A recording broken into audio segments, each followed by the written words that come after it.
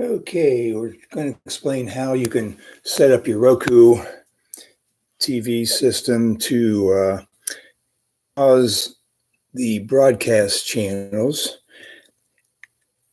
And the first thing you have to do is have a USB deal. And the one I have here, I've had for several years, a SanDisk Cruiser slide, they call it. And I used it years ago and it worked fine. And the other day I tried to hook it up and it wouldn't work. And the message on the TV said it's too slow. So it led me to believe you need to buy a more expensive version of the USB. And I kept trying, it didn't work. Looked it up on Roku's community channel and still didn't have advice on how to do it. So I came back later, a couple hours later, and tried it again, and it worked. So I suggest if yours doesn't work, you just try it again at a different time. And I'm going to plug it in here.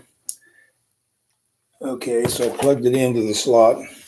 Okay, now you can see on the screen how it has a timing thing there about in the middle. It tells the current time, and then that little thing will slide through up to 90 minutes.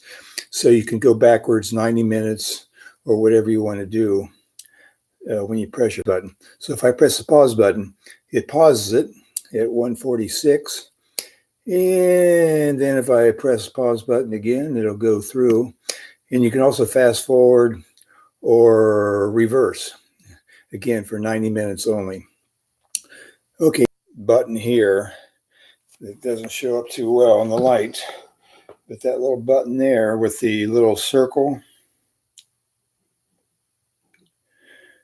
if I can find it.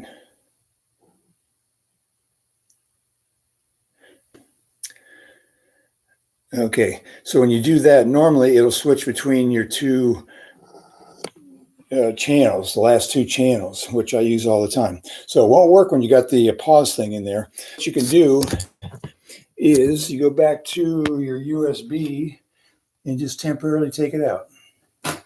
Okay, so now I've got it out, so I can't pause anymore, and it'll give you a message on the screen saying no longer pause.